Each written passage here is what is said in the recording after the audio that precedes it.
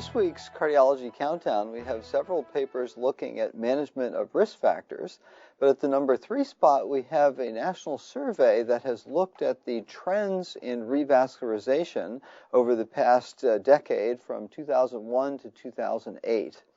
There were data collected from in-hospital practice within the Healthcare Cost and Utilization Project that found overall a 15% decrease in the number of CABGs performed, but a steady rate in the use of PCI. I suppose this tracks very nicely with our overall practice patterns, where Revasc has been shifting from CABG to PCI and perhaps some reduction in CABG overall.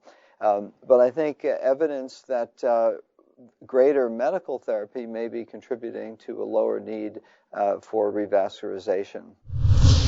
At the number 2 spot, we have a very interesting paper in Circulation that looked at the novel and not yet approved in the United States approach of doing bilateral renal artery denervation.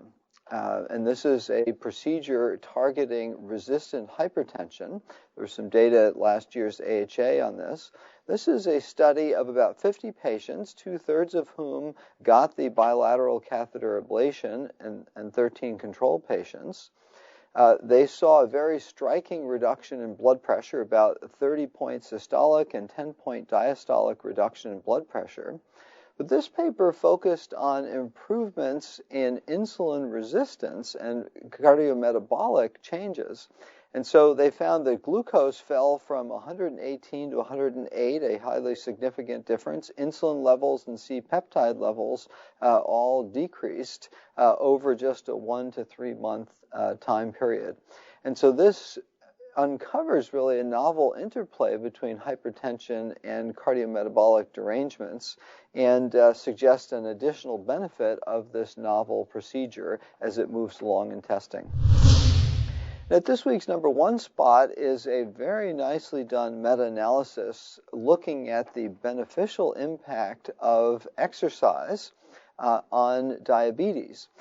And they looked at overall 47 randomized controlled trials of exercise of different types on glycemic control using hemoglobin A1C as the metric. And this is a continuous measure. It was very powerful to look at a total of 8,500 patients in these 47 studies.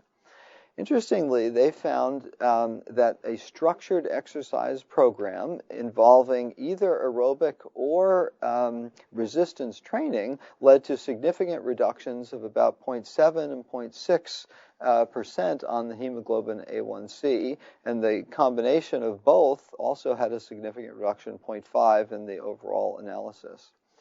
Now, interestingly, when they broke it out by time, they found that those programs of greater than 150 minutes had a greater 0.9% reduction in hemoglobin A1C as opposed to those of less than 150 minutes, and there it was just 0.36%. And so that is very supportive of the current ACC-AHA guidelines recommending 30 minutes a day of exercise, ideally every day, but a minimum of 5 days a week, and hence 150 minutes of exercise.